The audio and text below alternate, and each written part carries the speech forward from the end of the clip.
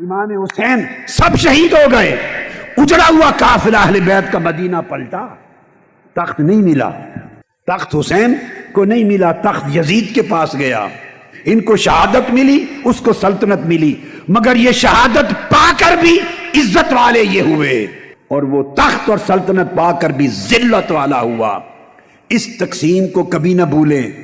بہت لوگ یہ ان کی بزدلی ہے، بعض لوگوں کے اندر جرأت ایمانی نہیں ہے، بعض لوگوں کے اندر اتنی غیرت نہیں ہے، اتنی طاقت نہیں ہے، اتنی سکت نہیں ہے کہ وہ ٹکرا سکیں یا مفاد سے تائب ہو سکیں یا بڑے وقت کے فرعونوں یزیدوں سے حق کی بات کہہ کے للکار سکیں۔ جرأت نہیں، اپنی بزدلی کو چھپاتے اور مذہب کا نام لیتے ہیں، مذہب اور مسلک کا نام لیتے ہیں، مذہب کی خدمت کریں۔ اس کی کیا ضرورت ہے؟ یہ سیاست ہے، یہ سیاست ہے۔ اگر ایسی سوچ رکھتے ہو آپ تو خدا کے لیے اس سوچ کی پوجا کرو، مگر حسین کا نام لینا چھوڑ دو، کم سے کم حسین کا نام تو نہ لو۔ ہم برے صحیح، تم حسین کا نام تو نہ لو، اگر لیتے ہو تو ایک سوال کا جواب دے دو، کیا کرنے گئے تھے حسین؟ بس اتنی بات۔ خالی چپکے سے بیٹھ کے مذہبی کی خدمت کرنی تھی تو مدینہ میں بہتر ہو رہی تھی یا کربلا میں؟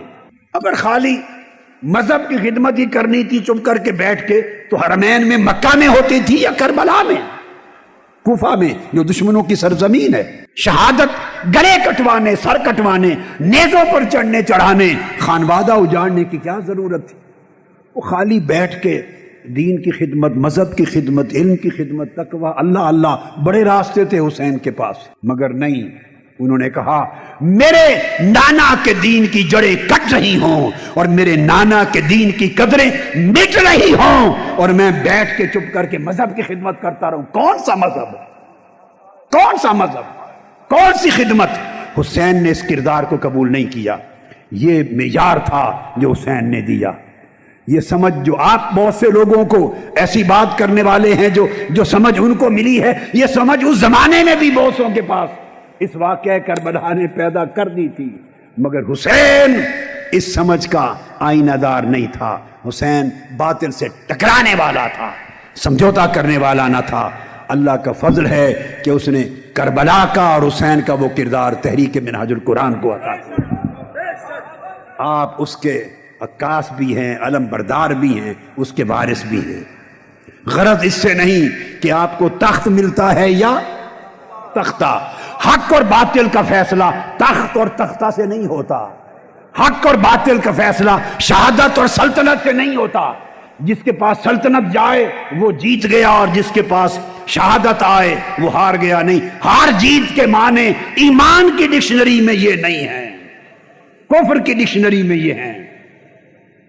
کفر کی ڈکشنری میں یہی معنی، یزید کی لغت میں یہی معنی تھا، حسین کی لغت میں نہ جھکنے کا نام جیتنا تھا، حق کے کردار پر ڈٹے رہنا کا نام جیت تھا۔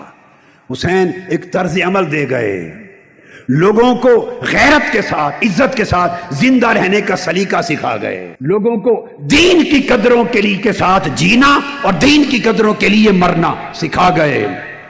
حسین لوگوں کو 17 جون کی استقامت سکھا گئے کہ کس طرح یزیدی فوجوں کے خلاف لڑنا ہے۔